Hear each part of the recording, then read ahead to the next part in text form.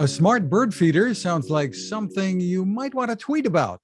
Welcome back to Techstination. I'm Fred Fishkin, and with us from Bird Buddy is CEO Franci Zidar. Thank you for joining us, Franci. Thank you for having me here. I'm really looking forward to this conversation. Well, tell us about Bird Buddy, what you're all about. So Bird Buddy ultimately started out as a product, as a smart bird feeder, right? It's a product that allows you to engage with nature in your backyard in a very easy and fun way. But like ultimately through kind of a discovery, a company went through over the past 12 or 13 months now, we've realized that we're much more than that, right? And we're a company that is focusing on helping people reconnect with nature, right? So ultimately, we're all about, giving people the tools that they can easily reconnect with nature and have, smaller kind of moments each day where they engage. Anecdotally, during the pandemic, I've heard of a lot of people, friends, relatives, who've started putting bird feeders in their backyard who had never done it before and enjoying, since they've been home very often, at least a lot more, or working from home, really enjoying having the bird feeder out there. And so you're taking it to another level here. Tell me how this comes together. We are, for sure. I mean, at the core, I think bird feeding on its own is very rewarding, right? Just putting out seed and watching birds come, and even maybe not seeing any birds come, but just coming in the evening back home and noticing that your bird feeder is empty and all the seeds are gone is just that is a super rewarding experience, right? Giving something back to nature. It's something that inherently us as humans we really want to do, right? And it kind of allows you to do that in a very simple and effective way. But like Bird Buddy does upgrade that experience and makes what we feel like a bit of a merger between bird watching and bird feeding, right? Because bird feeding on one hand is pretty easy. You have to buy a bird feeder or you can build your own, put in some bird seed, and then, the magic happens. It takes a while for the birds to get used to the bird feeder, but, once they do, they're all over it. So bird watching, on the other hand, is kind of hard, right? It takes some time for you to understand, where the birds are, which species those birds are. You have to take the time to go out and actually actively watch them. Whereas with Bird Buddy, we're making that very, very easy, right? So you just put a bird feeder out there, you put some seed in it, connect Bird Buddy to Wi-Fi, and it'll take photos of birds as they land and as they feed, recognize the species, and fill out this beautiful collection of birds in the app, right? So it's all about kind of giving you some memories, giving you some history of those visits that you normally would miss. So it's going to tell me which types of birds are visiting the feeder. Yep, for sure, it will. So it'll take photos, it'll take videos, and then it'll also tell you what species the bird is. Well, tell us how this all came together for you. You've been an entrepreneur for a while, doing other things. I have, yeah. For one reason or another, I've always focused on products that have something to do with gamifying the real world, right? So one previous startup that I worked on was about gamifying travel and tourism, and it allowed you to create these awesome kind of location-based stories. Another company that I launched later in life was a company that was all about kind of creating a Pokemon Go as a platform so that anybody could create these real-world games with elements of augmented reality. Like I always dabbled on things that are pretty on the edge, right, of what's technologically possible, which is also a high risk for failure, right? Because many times, basically, it's hard to do, and then there was just no product market fit, but it's awesome in terms of technology, right? Having said that, I spent some time in Los Angeles working with Snap actually on one of these previous products, and then came back to Slovenia in 2019, which I'm originally from, and an old friend of mine. In December 2019, drinking a beer, basically just threw out this idea of a bird-house with a camera, right? And immediately I connected kind of, birds being the perfect Pokemon substitute, right? They're real, right? They're out there, they're super cute, they're all around us. And it's, one thing led to the other. We both got super excited about it. He also has a history of work on mobile games that are, funny enough, very close to the concept of Bird Buddy, and then we started doing a bunch of market research and figuring out if there's an audience for this, if there's a customer, and getting a lot of people excited about birding that previously maybe weren't, right? So it kind of had to happen. It almost feels like, and like one thing that we don't have, but between the two of us, right, is any experience in terms of building hardware products. which is where our third co-founder, which you've mentioned, oddly enough, is named Buzzard, right? So Kyle Buzzard. So in August of 2020, I started going around and pitching this idea to a lot of different groups that are very much in this IoT hardware space, right? And one of those calls was with a group from Chicago called Proto Ventures. It's a group that Kyle co-founded, and he was on one of those calls. It was like 40 people there, super intimidating, but fun at the same time, right? And after that call, he actually reached out to me over email that he loved the product, he loves the idea, and he wants to be a part of it, right? Yeah, it was one of those lucky coincidences that actually made BirdBuddy what it is today. He ended up designing the product, which is beautiful, and is now leading the hardware effort that is happening in the US. So when are you going to be shipping BirdBuddy? So we are aiming to start shipping in February this year, so next month, basically. It's been a tumultuous year to build a hardware product, right? I'm sure you've read or heard something about supply chain issues, chip shortages, shipping, delays and all that. So it's we've had, as a startup, right, needing to kind of figure itself out and put together a team that's capable of executing a project at this scale. And at the same time meeting all those challenges. It's been quite a tough year, but I'm extremely proud that we are now in a stage where we are very proud of what we've built, are looking forward to get it to our customers and get their feedback. It's just this last hump we have to get through to actually get products into their hands. So describe for us what the consumer experience here. You buy one of these, and I assume you're charging up the camera before you put it outside. Yep. How long will that charge last for? So that depends on how you want to use the product, right? It's a modular design where basically there's a battery built into the module. You charge it via USB-C. As you unbox, you first of all have to charge this up. Connect it to your local Wi-Fi, right? So connect it to your home Wi-Fi, and then take it out and actually, allow it to do its thing. The battery, how long the battery will last heavily depends on how a user actually uses the device, right? So it's possible for you to stream video, 24/7, but you'll kill the device in a day, right?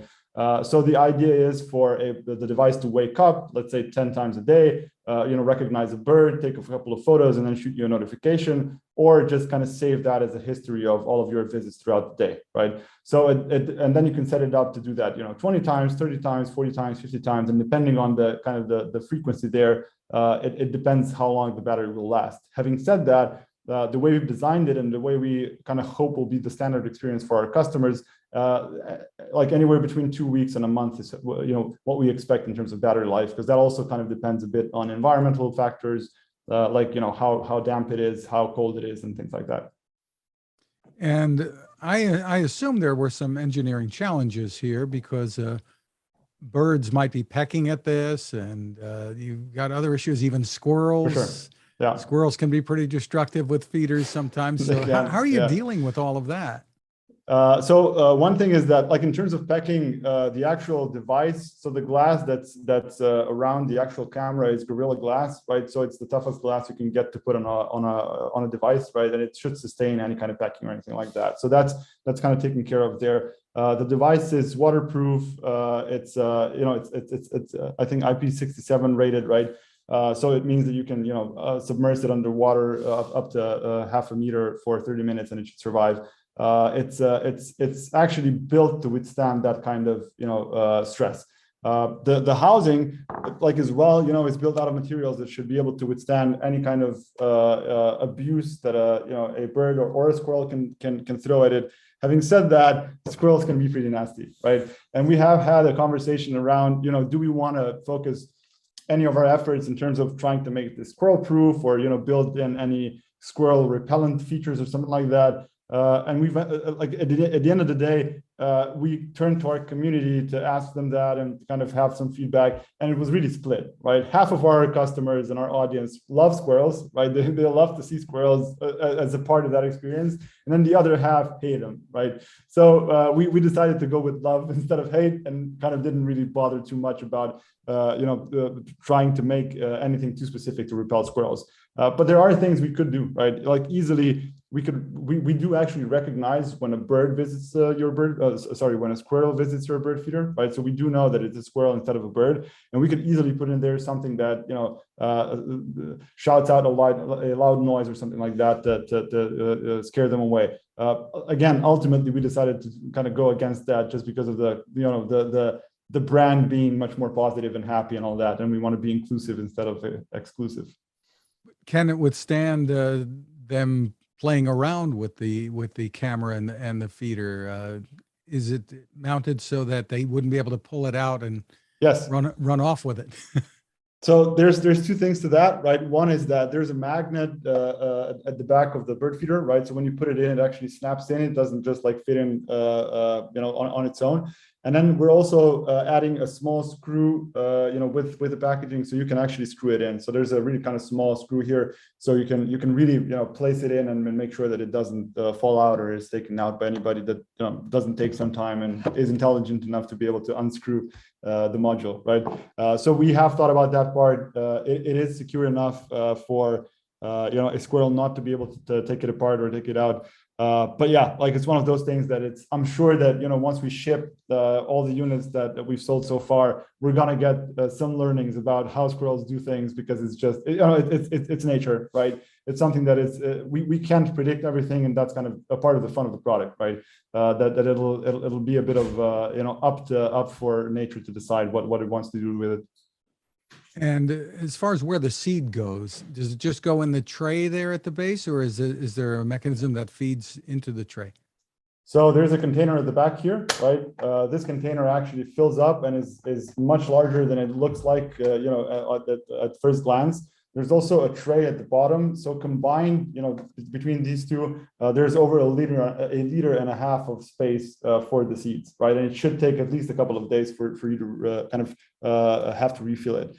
We've modeled this, like the volume for the seeds, we've modeled against like other popular bird feeder brands, right? So it's not something that's either on the large side or on the small side. It's kind of you know, on the average.